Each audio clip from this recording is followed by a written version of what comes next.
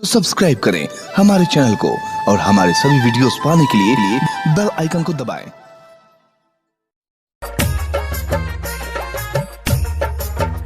चींटी चढ़ी पहाड़ पे मरने के वास्ते, चींटी चढ़ी पहाड़ पे मरने के वास्ते, और पूनम फैशन करती है कल्लू दीवाना के वास्ते।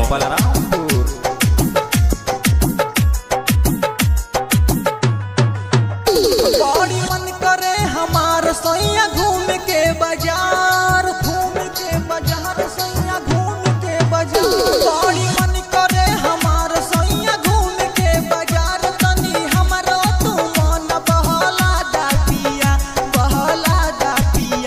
जिला बलरामपुर तू घुमा दा पिया, हमके बलरामपुर तू घुमा दा पिया,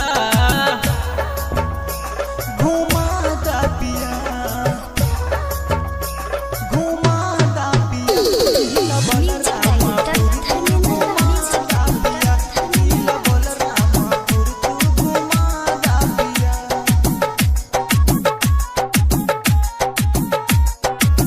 गोहंडा से किनब राजा कनवा के बाली, कनवा के बहाली राजा कनवा के बाली। रेहरा से किनब राजा होठवा के लाली, ओठवा के लाली पिया होठवा के लाली। गोंडा से किनब राजा कनवा के बाली, रेहरा से किनब राजा ओठवा के लाली, ओठवा के लाली राजा ओठवा के लाली।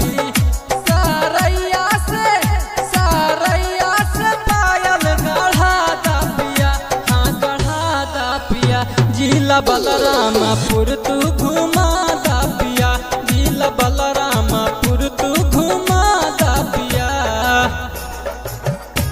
घुमा दा पिया, घुमा दा पिया,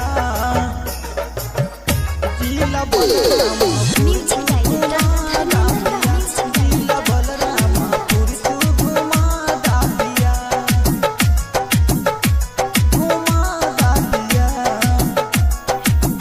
छोला भटूरा लावा कुछ मशहूर हो, हवे मशहूर राजा हवे मशहूर हो। खाए खातिर भिड़िया लागे भरपूर हो, लागे भरपूर पिया लागे भरपूर हो। छोला भटूरा लावा कुछ के मशहूर हो, खाए खातिर भिड़िया लागे भरपूर हो, लागे भरपूर पिया लागे भरपूर हो। चल के सेरू के चाउमीन खिया दा पिया, हाँ खिया दा पिया, जिला बलरामपुर तू घुमा दा पिया, हमके बलरामपुर तू घुमा दा पिया, घुमा दा पिया, जिला बलरामपुर।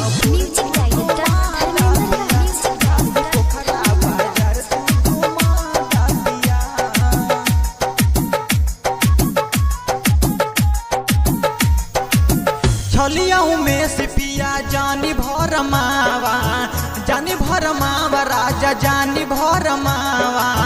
राह के से शर्मा के जल्दी बोलावा, जल्दी बोलावा राजा जल्दी बोलावा।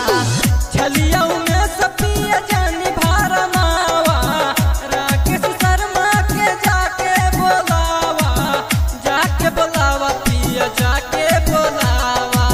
भवानी स्टूडियो में गनवा गहवा